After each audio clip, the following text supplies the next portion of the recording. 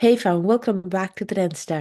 So we are back again with another video and exit poll के result आ चुके हैं। जैसा कि मैं जो कल एलविश यादव की वीडियो बनाई तो उसमें आई वाज सेइंग कि एग्जिट पोल आ गया एंड एग्जिट पोल में इट इज़ क्लियर कि एज ऑफ नाउ कि बीजेपी आ रही है। एंड ये वीडियो है द देशभक्त की exit poll 2024 massive upset in store for India block on 4 जून।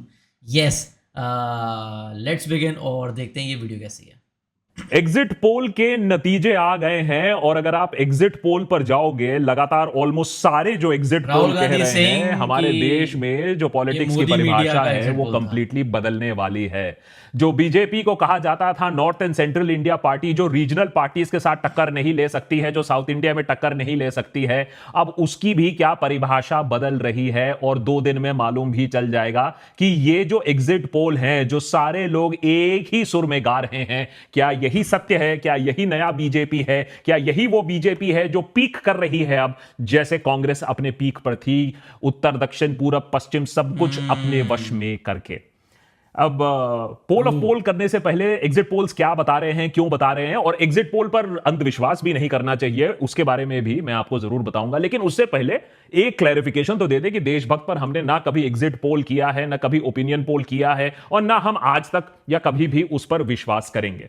और इसमें एक हिस्ट्री भी है, हम ऐसा क्यों नहीं मानते हैं कि एग्जिट पोल को हम आंख बंद करके विश्वास नहीं कर सकते हैं। बंगाल की इलेक्शन का अगर आप हाल ही में एग्जाम्पल दे दें, और 2004 का वाजपेयी का इलेक्शन, जब सबको मालूम था, सारे एग्जिट पोल्स ने एक ही राय दी थी उस समय कि भाई आएगा तो वाजपेयी, लेकिन सिचुएशन काफी बदल गई थी। तो जो पोल प्रिडिक्शन का जो साइंस जिसको कहा जाता है, या कह लीजिए एक आर्ट है, वो काफी मुश्किल है और इसीलिए बहुत बार वो गलत भी होता है। क्योंकि बहुत बार जो जिनसे आप बात कर रहे हो, जिनकी ओपिनियन ले रहे हो, जिनको आप सर्वे कर रहे हो, उनके अंदर फियर फैक्टर हो सकता है, वो आपके साथ शेयर नहीं करना चाहते हैं, वो शायद समझ ही नहीं पा रहे हैं कि आप कौन हो और क्यों सवाल पूछ रहे हो। तो ये जो सर्वे करने के लिए लोग जाते हैं, उसका सैंपल कितना होता है, उसका डेप्थ कितना होता है, उसमें जेन्युइन रिस्पॉन्सेस कितने होते हैं, इसके वजह से कई बार आंकड़े अलग भी हो जाते हैं। फार्मर के पास क्या गए हैं आप इंटीरियर्स में? ट्राइबल से क्या आपने बात किया है? महिलाओं से, जो कि आज महिलाएं इतनी ज्यादा वोट कर रही हैं, कुछ स्टेट्स में तो महिलाएं मर्दों से, पुरुषों से ज्यादा वोट कर रही हैं, क्या उनसे आपने रूरल हार्टलैंड में बात की है? उनकी मन की बात आपने समझी है? यह बहुत ही कॉम्प्लिकेटेड होता है और इसीलिए बहुत सारे पोलस्टर्स गलत भी साबित होते हैं। और उसके ऊपर होता है इशू ऑफ डीकपलिंग, कि अगर कोई महंगाई और अनएम्प्लॉयमेंट के बारे में बात कर रहा है, से फॉर एग्जांपल नरेंद्र मोदी सरकार से अपनी नाराजगी दिखा रहा है, तो इसका मतलब क्या पोलस्टर लिखेगा कि ये नरेंद्र मोदी सरकार के खिलाफ वोट कर रहा है? वो नहीं होता है। गुस्सा एक्सप्रेस करना और दूसरे के लिए वोट करना अलग चीज होता है। जैसे कि किसी के रैली में जाना, रैली अटेंड करना और उसी के लिए वोट करना अलग चीज होता है। बहुत सारे पॉलिटिकल पार्टीज अभी धीरे धीरे ये बात भी समझ चुके हैं। मल्लिकार्जुन खड़गे के यहां सारे इंडिया ब्लॉक के सारे जो नेता हैं, ममता बनर्जी माइनस, जब जमा हुए, तब उसके बाद उन लोग ने एक मीटिंग करके अपना पहला तो फैसला रिवर्स किया, जहां उन लोग ने बोला नहीं, अब हम एग्जिट पोल में शामिल होंगे। पहले वो कहते हम एग्जिट पोल में शामिल नहीं होंगे, हम ये टेलीविजन के पास नहीं जाएंगे, क्योंकि ये सब झूठ है, गलत है, देश को प्राइम किया जा रहा है, ये रिगिंग होता है, हम इस पर नहीं जाएंगे। लेकिन अब मीटिंग के बाद उन्होंने कहा नहीं नहीं ठीक है, हम चले जाएंगे, ऐसी क्या बात है, हम ये फ्रॉड एक्सपोज कर देंगे। इंडिया अलायंस का कहना है कि उनका इंटरनल कैलकुलेशन है 295 सीट्स। इंडिया अलायंस का यह कहना है कि उनके पास करीबन 300 सीट आने वाले हैं। अमित शाह ने वही अपना जो पहले का स्टांस था वही रिपीट किया, अब की बार 400 पार इंडिया अलायंस के साथ, अब की बार 400 पार। अब फैक्ट तो यह है कि जब इलेक्शंस क्लोज होते हैं, जब कांटे की टक्कर होती है, तो हमने कई एग्जांपल्स देखे हैं जहां एग्जिट पोल समझ ही नहीं पाता है कि हम किसके तरफ जाएं, क्योंकि तब वो जो साइंस होता है, मैथ्स होता है, या आप उसको वुडू मैजिक कर लो, वो काफी मुश्किल हो जाता है। लेकिन आज जो पिछले कुछ घंटों में एग्जिट पोल रिजल्ट्स आए हैं, वो एकदम एक तरफा है, एक तरफा से भी ज्यादा है। मैं आपको समझाता हूं क्यों। दैनिक भास्कर ने एनडीए को दिया है 281 टू 350, ये थोड़ा ज्यादा ही मार्जिन हो गया, 281 टू 350 दैनिक भास्कर ने दिया है एनडीए को, इंडिया ब्लॉक को 145 टू 201, अदर्स को 333 टू 49।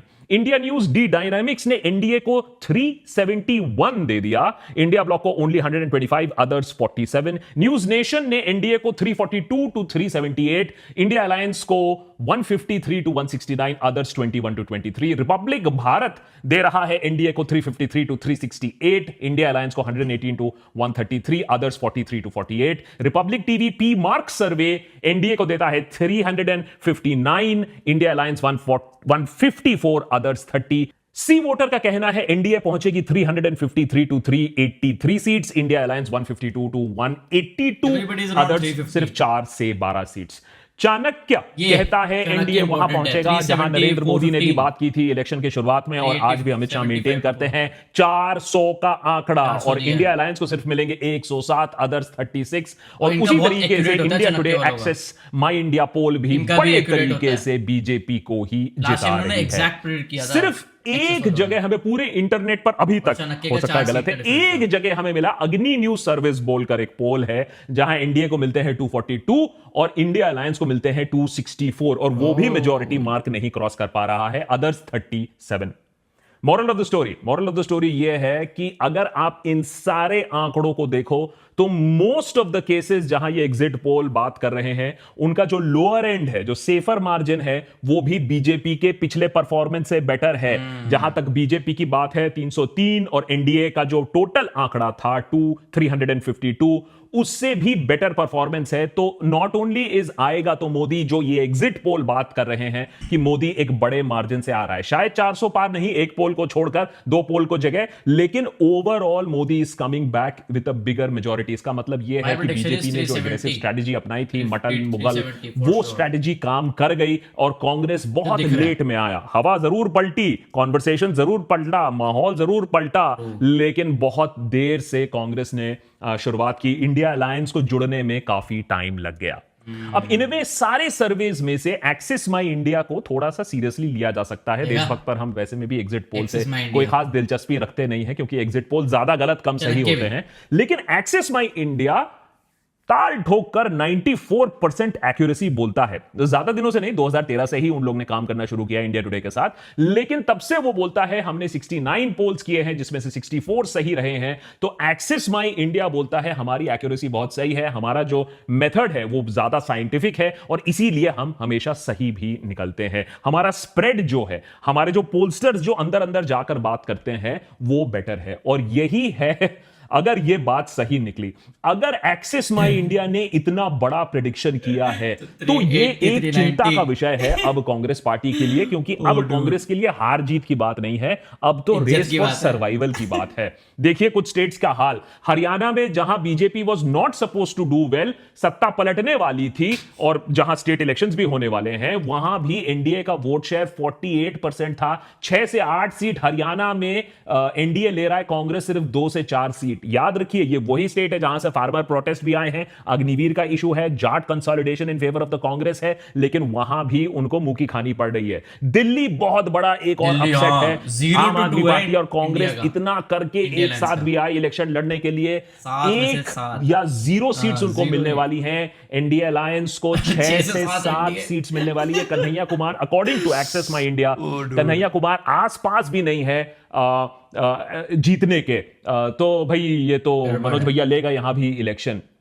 अगर आप कुछ स्टेट्स की बात करें, और मैं जल्दी से आपको बता दूं कि किस हद तक ये इलेक्शन चेंज हो चुका है. अगर एमपी की बात करें तो एनडीए ने क्लीन स्वीप कर दिया, 29 आउट ऑफ 29 सीट्स की बात हो रही है. गुजरात में एनडीए क्लीन स्वीप कर रहा है, 63% वोट शेयर हो रहा है, 25 टू 26 सीट्स ले रहा है. हिमाचल प्रदेश में क्लीन स्वीप 4, कांग्रेस और इंडिया अलायंस 0, उत्तराखंड में 5-0, आसाम में 9 to 11 सीट्स, और कांग्रेस को सिर्फ 2 से 4 सीट ही मिलेगी. त्रिपुरा में 2-0. तो बहुत ऐसे जगह है जहां, बहुत ऐसे स्टेट्स हैं जहां कंप्लीट व्हाइट वॉश हो रहा है कांग्रेस का या इंडिया अलायंस का. और इससे एक आंकड़ा जो हम डेफिनेटली ट्रैक करेंगे अगले 2 दिनों में, चाहे ये सारे आंकड़े सही हो या ना हो, कुछ स्टेट्स इधर जाएंगे, कुछ स्टेट्स उधर जाएंगे, लेकिन जो ओवरऑल आंकड़ा है कि भाई बीजेपी क्या 300 क्रॉस कर रही है, एनडीए क्या 350 क्रॉस कर रहा है. याद रखिए, अगर बीजेपी ने 29 का परफॉर्मेंस रिपीट कर लिया या उससे थोड़ा आगे चले गए, जैसा कि ये एग्जिट पोल दिखा रही है कि 2019 के परफॉर्मेंस से भी 10-20% आगे चले जाएंगे, तो लोकसभा में 2/3 मेजॉरिटी हासिल कर लेगी बीजेपी, और इसके बाद संविधान में भी बदलाव करना कोई बड़ी बात नहीं होगी। यही चीज मोदी जी ने इलेक्शन से पहले उसके शुरुआत में भी कही थी और इसीलिए नारा भी लगा था अब की बार 400 पार। तो इन एग्जिट पोल से आपको क्या लगता है, आपके अकॉर्डिंग या आपके एक्सपेक्टेशन से ये एग्जिट पोल आए हैं, क्या बीजेपी को 350 का आंकड़ा वो क्रॉस कर पाएगी अपने अलायंस के साथ? एनडीए टू विन 350 और मोर सीट्स इन 2024 लोकसभा इलेक्शंस। सबसे बड़ा शॉकर जो मिला है वो है साउथ शॉकर। तमिलनाडु की बात करते हैं सबसे पहले, जहां एनडीए का 0 चांस बोला जाता है, लेकिन एक्सेस माई इंडिया ने बहुत डेयरिंग काम किया है। एनडीए को 2 से 3 सीट देने की बात की है। इंडिया अलायंस को मिलते हैं 33 के आसपास सीट्स, 27 to 33, अदर्स 0। बीजेपी ने अगर अपना तमिलनाडु में अकाउंट खोल लिया तो इसका मतलब है जो एक बड़ा एफर्ट लगाया था, जब इनका मजाक बना था, वो मजाक बनाने वाले अब चुप हो जाएंगे, क्योंकि अगर अकाउंट भी खोल लिया तो बहुत बड़ी एक उपलब्धि होगी। कर्नाटका, एनडीए को बोला जा रहा है 55% वोट शेयर और एनडीए को मिल सकते हैं 25 से 30 के आसपास seats in this very critical south battle ground state. India alliance को सिर्फ 3 से 5 की बात हो रही है। दूसरे शब्दों में बोले, जिस स्टेट को आपने कुछ ही टाइम पहले जीता था, अब आपने उसको फिर से खो दिया है और अच्छी तरीके से खो दिया है, उसे आप अपने लिए रिटेन नहीं कर पाए इंडी अलायंस। एक और बहुत बड़ा शॉकर एक्सेस माई इंडिया की तरफ से, केरला, बीजेपी का जहां 0 चांस मिलता है इवन इन असेंबली इलेक्शंस, वहां बोला जा रहा है बीजेपी ने अच्छी तरीके से इनरोड्स किए हैं क्रिश्चियन वोट बैंक को टारगेट कर 27% वोट शेयर उनको मिल रहा है। केरला में शशि थरूर वर्सेस राजीव चंद्रशेखर के फाइट में बोला जा रहा है, एक्सेस माई इंडिया बोल रही है, चंद्रशेखर का ज्यादा चांस है जीतना ऑफ तिरुवनंतपुरम। एनडीए को 2 से 3 सीट्स दिए हैं एक्सेस माई इंडिया ने। यह एक बहुत बड़ी चीज है कि केरला जैसे स्टेट में बीजेपी या एनडीए को 2 से 3 सीट्स मिल रहे हैं। UDF 17 to 18 seats, LDF 1 seat. और यही साउथ में जो सुनामी की बात हो रही है, कैरी ऑन हो रहा है। तेलंगाना में एनडीए 11 से 12 सीट्स ले रही है, 43% वोट शेयर। इंडिया ब्लॉक को 39% वोट शेयर मिल रहा है। याद रखिए, कांग्रेस ने हाल ही में यह स्टेट जीता था। तो भैया ये क्या हो गया कि जो स्टेट आपने 2 दिन पहले जीता है उसको होल्ड क्यों नहीं कर पा रहे हैं? Andhra Pradesh, NDA 20 seat, YSRCP सिर्फ 2 से 4 सीट। मैसिव डाउनग्रेड हुआ है वाईएसआरसीपी के लिए और कांग्रेस का तो यहां बट्टाधार हो चुका है। तो जहां तक बात रही साउथ की कि भैया देखो बीजेपी का इनरोड नहीं हो सकता है साउथ में, अगर ये आंकड़े सच निकले तो ये बात भी सच हो जाएगी कि बीजेपी ने अब अपना साउथ में भी कूच करना शुरू कर दिया है। और जहां तक बात सेंट्रल की बात रही, वो तो बीजेपी के खाते में पहले से ही थी, लेकिन कितने एक्सटेंट तक थी वो भी देख लीजिए। छत्तीसगढ़ में BJP massive sweep, 57% vote share, 10 से 11 सीट्स बीजेपी के पास जाएंगे छत्तीसगढ़ में। कांग्रेस के पास 0 बटे अंडा या मैक्सिमम 1 सीट। यहां ट्रेडिशनल ट्राइबल वोट बैंक था कांग्रेस का, वो भी कांग्रेस ने खो दिया है। पंजाब में भी एक्सेस माई इंडिया ने एक डेयरिंग काम किया है, बीजेपी को 26% वोट शेयर दिया है। एक्सेस माई इंडिया कहना है कि 2 से 4 सीट बीजेपी जीत सकती है। पंजाब जैसे स्टेट में कांग्रेस 31% वोट शेयर, यहां ही थोड़ा सा बस नंबर मिलते हैं उनको, 7 से 9 सीट्स उनको मिलते हैं। आम आदमी पार्टी का बट्टाधार दिल्ली में भी खत्म, और जहां तक रही बात पंजाब की तो वहां भी खत्म। 18% vote share, 0 to 2 seats maximum मिल सकते हैं। तो सोचिए अगर दिल्ली में भी यह हालत है और अगर पंजाब में भी यह हालत निकली तो आम आदमी पार्टी के लिए मुश्किलें और ज्यादा। केजरीवाल अपने आप खुद जेल में। अगर बड़े स्टेट्स की बात करें तो महाराष्ट्र में भी कोई ज्यादा गुड न्यूज नहीं है। एनडीए को मिलते हैं 28 to 32 सीट्स, इंडिया अलायंस को मिलते हैं 12 से 20। पहले से वृद्धि है, लेकिन एकनाथ शिंदे ने बहुत अच्छा काम किया है, वो अभी अपना रिटेन कर रहे हैं। शिंदे सेना ही साबित कर रहे हैं असली सेना है। तो वो जो रिवर्स इफेक्ट की बात हो रही थी कि महाराष्ट्र पलट जाएगा और इंडिया अलायंस की तरफ चले जाएगा, वो साफ तरीके से अभी नहीं हो रहा है। एक और बड़ी खबर आ रही है वेस्ट बंगाल से, बीजेपी को 46% वोट शेयर, 6% वोट शेयर में लीड है ओवर टीएमसी। टीएमसी के 11 से 14 सीट्स और बीजेपी को 26 से 30 सीट के आसपास। इंडिया अलायंस तो आप खैर छोड़ ही दीजिए। तो anti incumbency finally hitting Mamata Banerjee. तो बीजेपी का जो एक गेम प्लान था कि ममता बनर्जी की उल्टी गिनती शुरू कर दी जाए, अब वो बंगाल में होते हुए दिख रहा है। और बिहार में भी कोई खास अच्छी खबर नहीं है, लेकिन थोड़ा सा चेंज हुआ है। एनडीए ऑलरेडी थोड़ा सा एक इशू था कि एनडीए इस बार बिहार में कितना कर पाएगी, 48% वोट शेयर है। बीजेपी प्लस जेडीयू अगर लगा लीजिए तो 29 to 33 सीट्स की बात हो रही है, 8 सीट्स डाउन है। इंडिया अलायंस बढ़ा है डेफिनेटली 2019 से, 7 से 10 सीट की बात हो रही है, क्योंकि 2019 में तो खात्मा ही हो गया था। लेकिन बिहार भी पलटा नहीं है इंडी अलायंस के तरफ। तो ये सब बोलने के बाद एक चीज बोलना जरूरी है कि एक तरफ से जब सारे एग्जिट पोल एक हो तो उनका गलत होना थोड़ा सा और मुश्किल हो जाता है। तो कहीं ना कहीं इन लोगों ने साइंस लगाया, कहीं ना कहीं गणित लगाया है। कुछ लोगों ने अपने ड्राइंग रूम में बैठकर विश्लेषण कर लिया होगा, लेकिन यहां कुछ हैं जिन्होंने अच्छी तरीके से सर्विस किया है, अच्छी तरीके से सर्वे किया है। एक्सेस माई इंडिया बोल रही है मेरा 94% हिट रेट है, तो क्या एक्सेस माई इंडिया इतना गलत हो सकती है कि भैया सी वोटर भी हो, एक्सेस भी हो, इन लोग सब 400 आसपास जा रहे हैं? क्या हो रहा है? ऐसी ही गलतियां हुई हैं, ऐसी बात नहीं है कि गलतियां नहीं हुई हैं। पहले इंदिरा गांधी को फेमसली इंटेलिजेंस ब्यूरो ने बोल दिया था कि आप इलेक्शन करवाइए, इमरजेंसी खत्म कराइए, इलेक्शन कराइए, लोग आपसे बहुत खुश हैं, आप जीत जाएंगी। और लोगों ने इंदिरा गांधी को उखाड़ के बाहर फेंक दिया। वाजपेयी के बारे में मैंने आपको 2004 के बारे में पहले ही बता दिया, आज तक उसे याद रखा जाता है। बहुत पोलस्टर्स ने कसम खा ली थी 2004 के बाद कि वो कभी पोलिंग नहीं करेंगे। हम लोग की भी गलती है, बहुत बार जब पोलस्टर्स गलत होते हैं तो हम उन्हें माफ भी कर देते हैं, हम भूल भी जाते हैं। मैं थोड़ा सा आपको बस जाने से पहले याद दिलाना चाहूंगा कि क्या और कैसे चीजें गलत हो सकती हैं। आज के दिन 7वां फेज खत्म हुआ, 57 सीट्स की पोलिंग आज खत्म हुई है, और उसी शाम को आपने आकलन भी कर लिया किसने कहां कितना वोट दिया। अब इसमें कितना मैथ्स है, कितना साइंस है और कितना गेस वर्क है, ये आप भी खुद समझ सकते हैं। याद रखिए, यूपी असेंबली पोल्स 2017 साफ साफ बोला गया था डीमोनेटाइजेशन के बाद पोल्स हो रहा है, बहुत सारा कंफ्यूजन है। एग्जिट पोल ने बोला था यूपी में हंग असेंबली होगा, लेकिन बीजेपी लार्जेस्ट पार्टी इमर्ज की, नॉट ओनली लार्जेस्ट, 300 सीट से किसी ने प्रिडिक्शन नहीं किया था। बिहार असेंबली की बात कर लेते हैं, 2015 की बात है, सबने बोला था क्लोजली कंटेस्टेड रेट्स होगा, लेकिन जब कोई क्लैरिटी किसी को नहीं थी, आरजेडी जेडीयू कांग्रेस कोalition ने एकदम धुआंधार मैसिव विक्ट्री की थी। उसके बाद महागठबंधन के साथ क्या हुआ और कैसे टूटी वो अलग स्टोरी है। 2015 में आम आदमी पार्टी के बाद याद है, सारे एग्जिट पोल ने ये बताए थे कि अच्छा ठीक है 40 to 50 सीट्स ले आएंगे। किसी ने नहीं सोचा था 67 आउट ऑफ 70 सीट्स आ जाएंगे आम आदमी पार्टी के पास। तो क्या कितना मैथ्स है, अगर सच्ची में मैथ्स होता तो बात निकल आती। और जो सबसे रीसेंट एग्जांपल लिया जाता है और जो लोग आज ट्विटर पर भी काफी कोट कर रहे हैं कि इस एग्जिट पोल को ज्यादा भी भाव मत दीजिए, वो है वेस्ट बंगाल इलेक्शंस 2021 में। यही इंडिया टुडे एक्सेस माई पोल ने, एग्जिट पोल ने बोला था बीजेपी लीड कर रही है, 134 to 160 सीट्स लाएगी, टीएमसी सिर्फ 130 to 156 सीट्स लाएगी। रिपब्लिक ने भी बोला 138 to 148, टीएमसी 128 to 138। हर पोल ने, हर एग्जिट पोल ने बोला था कि बीजेपी जीतने वाली है और टीएमसी हारने वाली है। बट फाइनली जब रिजल्ट आया तो बीजेपी सिर्फ 77 सीट्स में रह गई थी और टीएमसी के पास 215 सीट्स थी। तो थोड़ा सा नींबू मिर्च लगाकर आप एग्जिट पोल देखिए।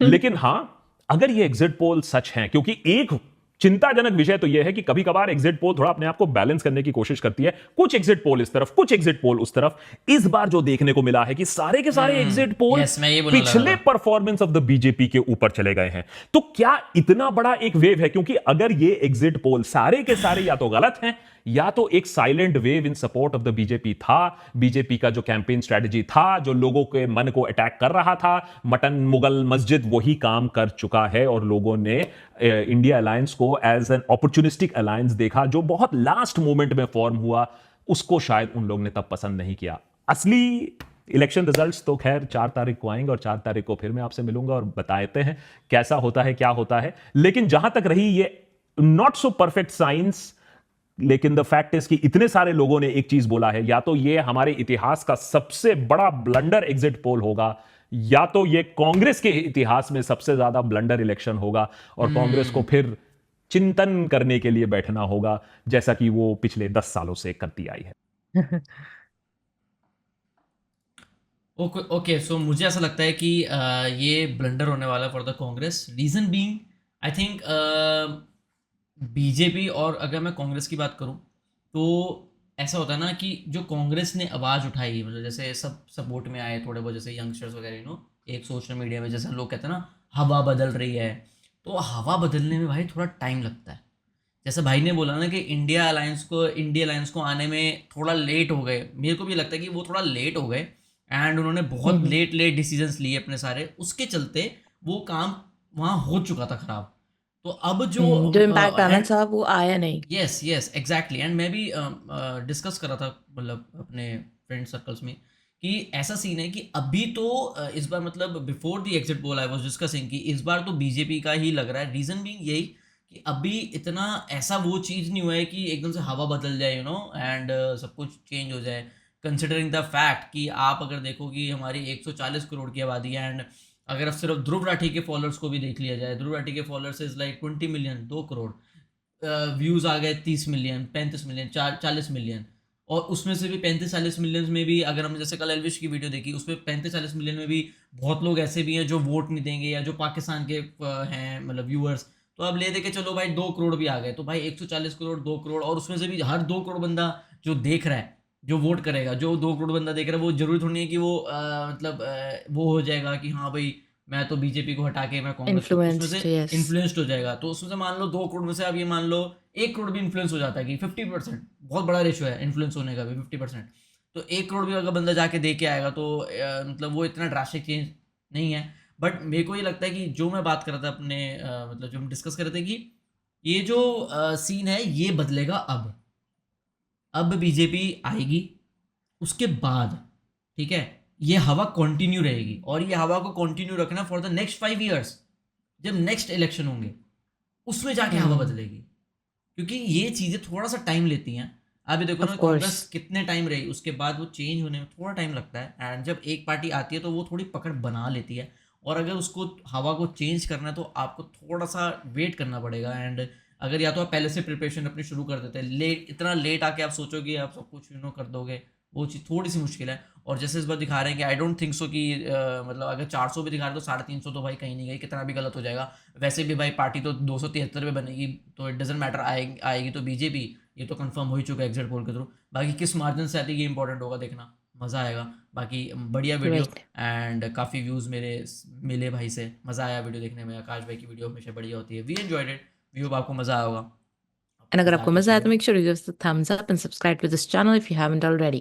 And you can follow us on Instagram, link in the description. And just remember one thing, you have to grind to shine. Take care. Take care, Bye-bye. Bye bye.